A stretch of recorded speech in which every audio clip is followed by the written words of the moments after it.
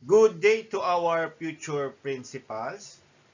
This is Bruno TV, and I'm here to give you some tips regarding PPST Domain 1 for the upcoming NCASH 2024.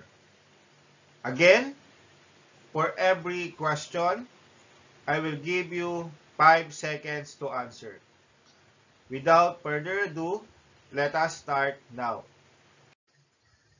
For question number 1, what does PPST Domain 1 recognize the importance of? Letter A, teacher's mastery of content, knowledge, and pedagogy. Letter B, teacher's experience in the classroom.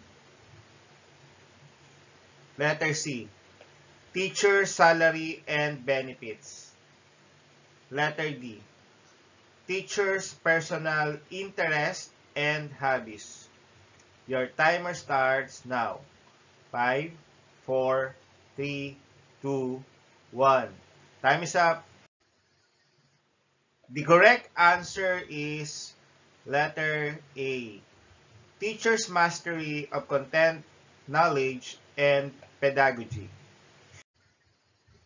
For question number 2, how many strands are there in PPST Domain 1? Letter A, 5 strands. Letter B, 6 strands. Letter C, 7 strands. Letter D, 8 strands. Your timer starts now. 5, 4, 3, 2, 1. Time is up. The correct answer is letter C, 7 strands. Before we proceed to our next question, don't forget to subscribe in the Bruno TV. Our next video is we will talk about PPST Domain 2. Thank you. For question number 3, which strand in Domain 1 focuses on the application of content knowledge within and across curriculum areas? Letter A, strand 1.1. Letter B, strand 1.2. Letter C, strand 1.3. Letter D, strand 1.4. Your timer starts now. 5, 4, 3, 2, 1. Time is up. The correct answer is letter A, strand 1.1. For question number 4, what is the role of teachers in PPST Domain 1? Letter A, creating a positive learning environment. Letter B, promoting diversity among learners. Letter C, planning and implementing the curriculum. Letter D, applying research-based knowledge and principles of teaching and learning. Your timer starts now. 5, 4, 3, 2, 1. Time is up. The correct answer is letter D, applying research-based knowledge and principles of teaching and learning. For question number 5, which domain of PPST emphasizes the use of ICT in teaching? Letter A, Domain 1. Letter B, Domain 2. Letter C, Domain 3. Letter D, Domain 4. Your timer starts now. 5, 4, 3, 2, 1. Time is up. The correct answer is letter A, Domain 1. For question number 6, what does PPST Domain 1 recognize the importance of in terms of content knowledge? Letter A, mastery of content knowledge. Letter B, memorization of content knowledge. Letter C, understanding of content knowledge. Letter D, ignorance of content knowledge. Your timer starts now. 5, 4, 3, 2, 1. Time is up.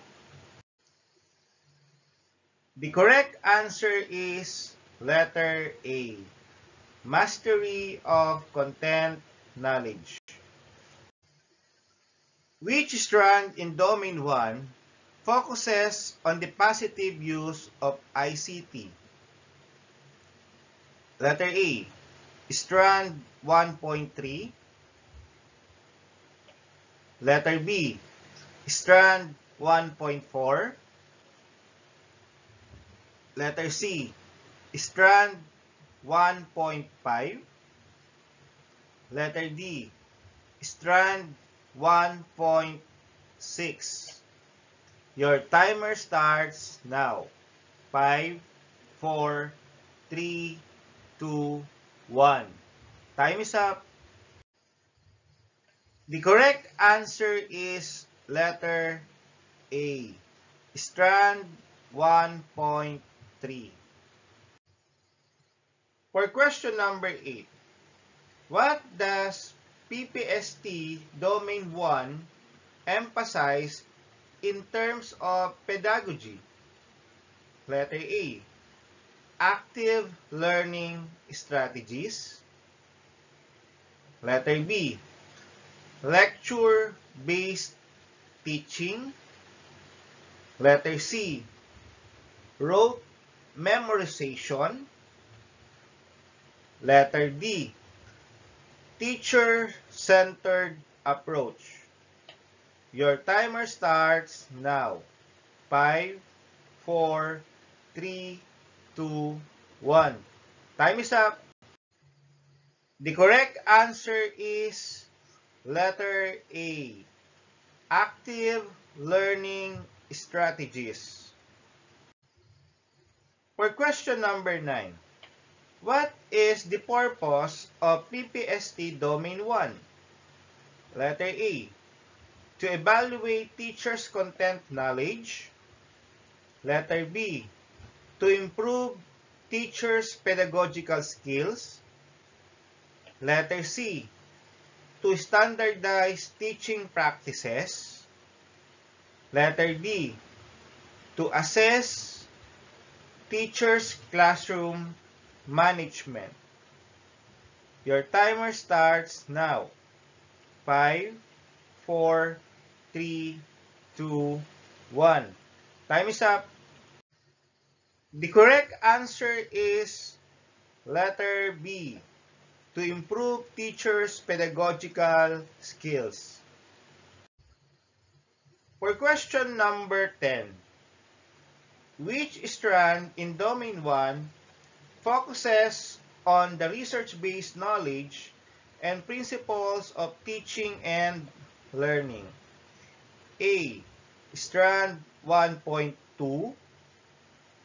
Letter B, strand 1.3.